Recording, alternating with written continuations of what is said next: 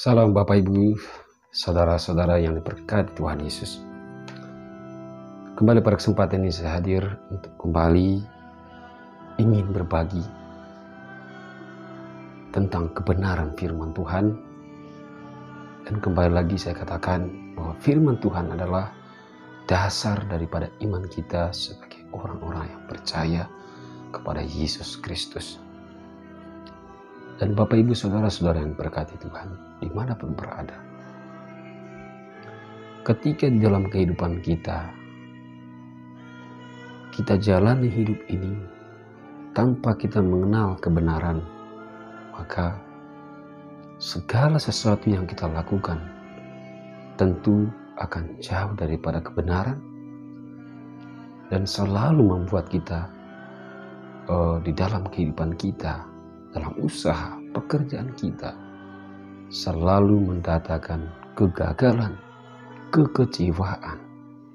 Dalam setiap harapan selalu ada kecemasan, ketakutan, dan kekhawatiran. Apalagi tentang kehidupan kita masa-masa yang akan datang. Sehingga terjadilah keputusasaan di dalam kehidupan mereka, dan mereka lebih memilih untuk mencari jalan yang pintas. Tanpa harus bekerja keras, tanpa harus melalui jalan yang sempit atau yang susah, tapi mencari jalan yang lebih mudah, lebih gampang untuk mereka peroleh apa yang mereka inginkan. Tetapi saudara-saudaraku yang diberkati Tuhan, ketika manusia selalu mengarahkan hidup mereka sendiri, fokus kehidupan mereka sendiri pada pekerjaan dunia, ya, tetapi tidak memikirkan apa yang menjadi tujuan hidup kita datang ke dunia ini. Apakah kita datang ke dunia hanya menikmati berkat yang diberikan Tuhan? Apakah tidak ada tujuan lain hidup kita di dunia ini? Saudara-saudaraku yang berkati Tuhan, dunia ini adalah perkemahan sementara. Dunia ini adalah tempat persinggahan kita, tetapi ada kehidupan yang abadi yang menantikan kepada setiap orang-orang yang percaya kepada Yesus Kristus, yaitu kehidupan kekal di dalam kerajaan surga.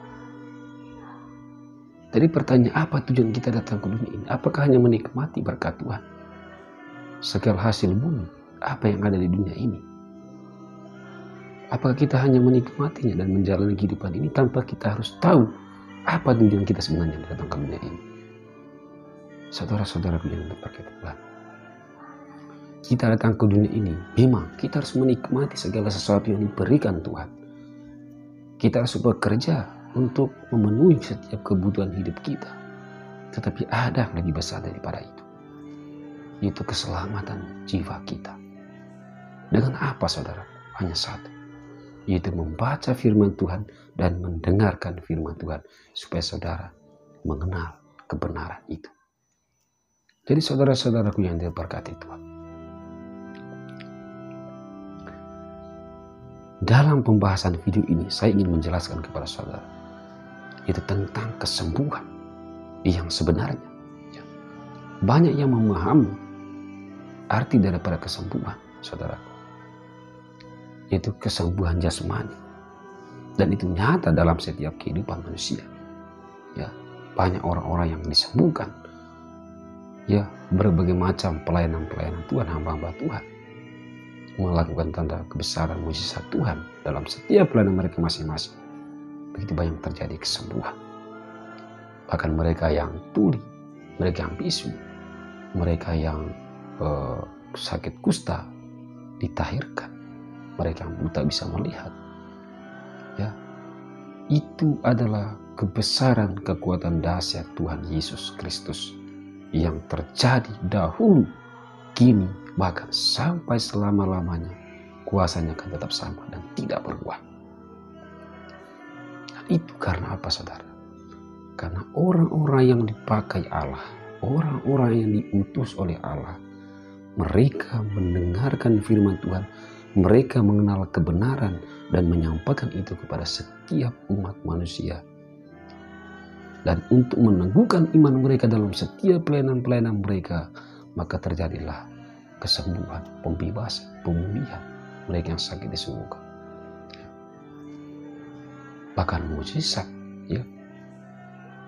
Dan kita lihat banyak sekarang hamba-hamba Tuhan yang melakukan mujizat Tuhan yang terjadi dalam setiap pelayanan mereka. Mereka yang lumpuh sejak lahir, buta sejak lahir, tuli sejak lahir, bisu sejak lahir, tapi semuanya disembuhkan oleh kuasa Tuhan Yesus. Tetapi saudara-saudaraku yang diberkati Tuhan, yang saya mau sampaikan ini adalah bukan hanya soal kesembuhan tubuh jasmani kita, tetapi ini adalah tentang jiwa kita. Bagaimana ketika kehidupan kita di dunia ini selesai, dan yang akan menghadap pada penghakiman adalah jiwa kita. Dan ketika di dunia kita mengenal kebenaran dan kita melayani Tuhan, maka tentu kita akan mengambil bagian di dalam kerajaan surga. Tetapi ketika di dunia ini kita hanya fokus pada jasmani kita tetapi tidak dengan rohani kita, maka yang terjadi adalah kita akan dihakimi sesuai dengan perbuatan kita. Saudara-saudara yang berkati Tuhan, yang saya menjelaskan ini adalah tentang kesembuhan jiwa kita. Dan apa yang dapat menyembuhkan jiwa kita? Cuma satu, yaitu firman Tuhan. Nah, makanya saudara-saudaraku yang berkati Tuhan, saya sengaja ambil dari dalam Roma pasal 10 ayat 17, di dalam Keluaran pasal 15 ayat 26, dan juga di dalam Amsal pasal 3 ayat 7 sampai 8, dan juga Yesaya pasal 53 ayat 4 sampai dengan 5. Di sini menjelaskan bagaimana kita disembuhkan oleh karena firman Tuhan. Kita disembuhkan oleh karena kita mengenal kebenaran, karena kita membaca dan mendengarkan firman Tuhan. Seperti yang disampaikan di dalam Roma pasal 10 ayat 17 ini. Ya. Di sini dikatakan, jadi ini di dalam Roma pasal 10 ayat 17. Jadi iman timbul dari pendengaran, dan pendengaran oleh firman Kristus. Jadi ketika kita tidak mau mendengarkan firman Tuhan, tidak mau membaca firman Tuhan, maka kita tidak akan memiliki iman. Dan itu adalah cerita-cerita konyol ketika saudara mengatakan bahwa saudara memiliki iman dan percaya kepada Yesus, tetapi saudara tidak mau mendengarkan firman Tuhan, tidak mau membaca firman Tuhan. Ya, saudara telah mempermainkan Tuhan. Ya. Saudara-saudaraku yang diberkati Tuhan, ketika saudara mengatakan bahwa saudara mempunyai iman, berarti saudara mendengarkan firman Tuhan, berarti saudara membaca firman Tuhan. Itulah yang disampaikan di dalam Roma pasal 10 ayat 17. Nah, di dalam Keluaran pasal 15 ayat 26, firman-Nya berkata, jika kamu sungguh-sungguh mendengarkan suara Tuhan Allahmu dan melakukan apa yang benar di matanya, dan memasang telingamu kepada perintah-perintahnya, dan tetap mengikuti segala ketetapannya, maka aku tidak akan menimpakan kepadamu penyakit manapun yang telah kutimpakan kepada orang Mesir, sebab aku Tuhanlah yang menyembuhkan engkau.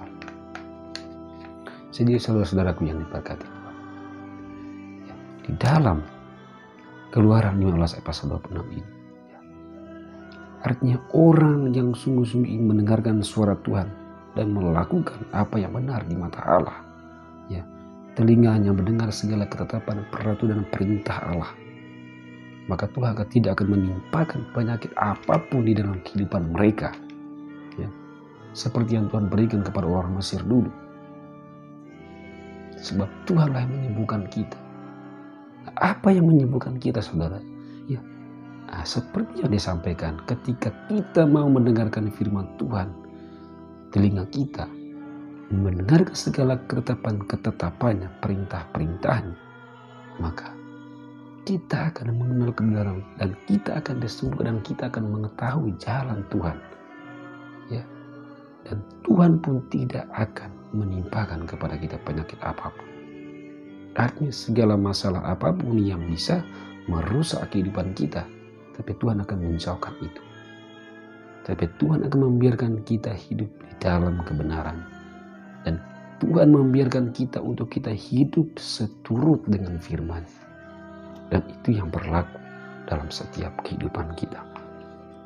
Nah, saudara-saudaraku yang terpakai Tuhan, di dalam Amsal pasal 3 ayat 7-8 pula berkata, janganlah engkau menganggap dirimu sendiri bijak, takutlah akan dan jauhilah kejahatan.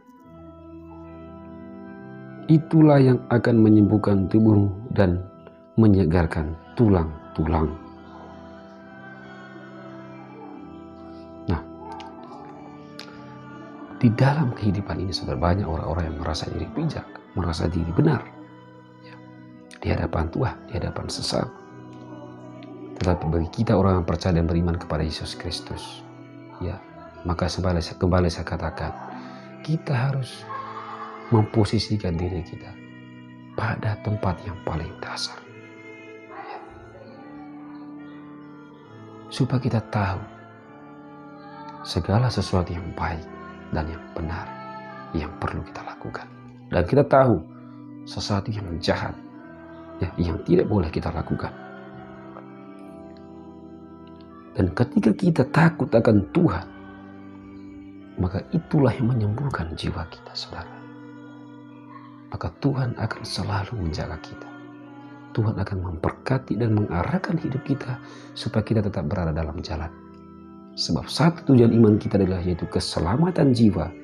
Tetapi dalam proses-proses kehidupan kita ini, ketika kita takut akan Tuhan dan mendengarkan segala ketetapan dan perintahnya, maka Tuhan akan selalu terus mengarahkan kita dalam jalan dan rancangan yang menuju pada kehidupan yang Tuhan sediakan bagi setiap orang yang percaya kepadanya.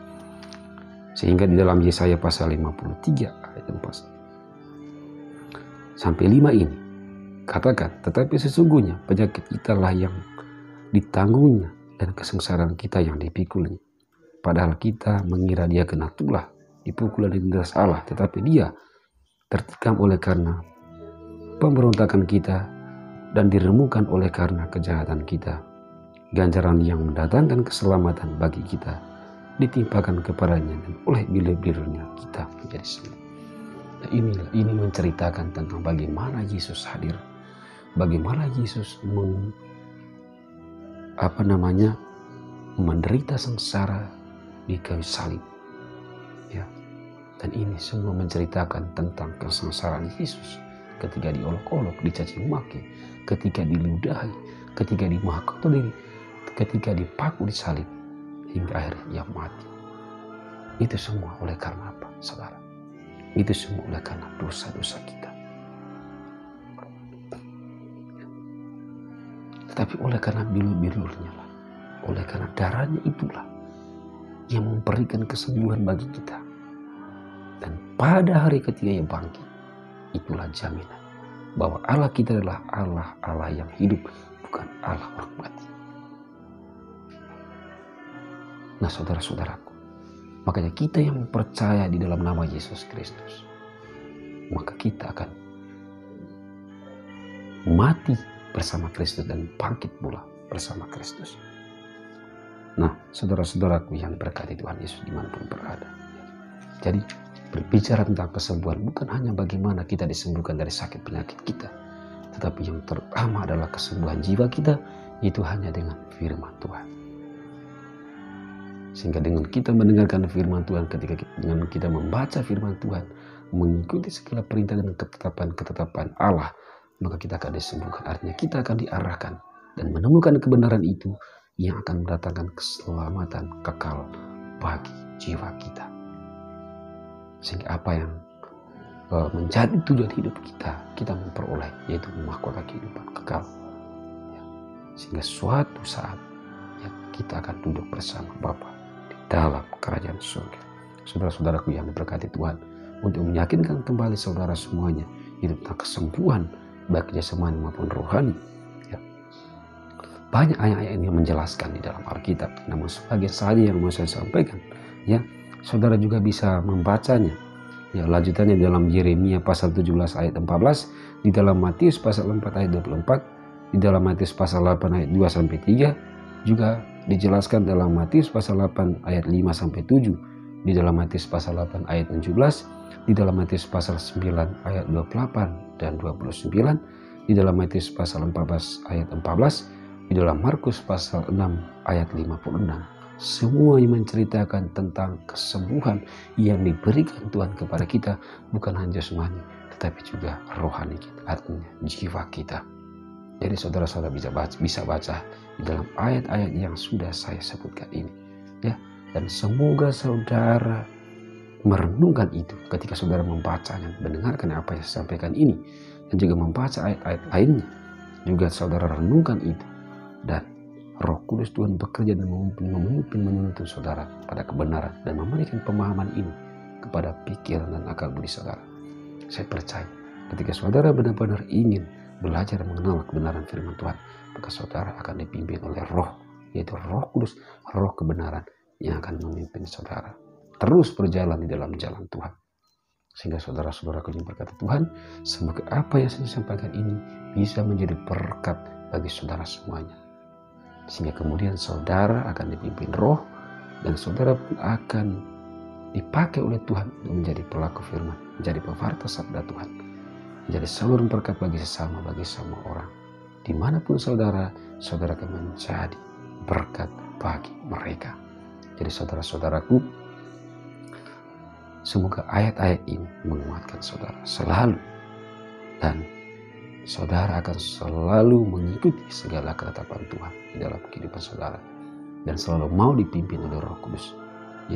Saudara selalu mau dinasihati, saudara selalu ingin untuk selalu dituntun untuk selalu mengenal kebenaran firman Tuhan.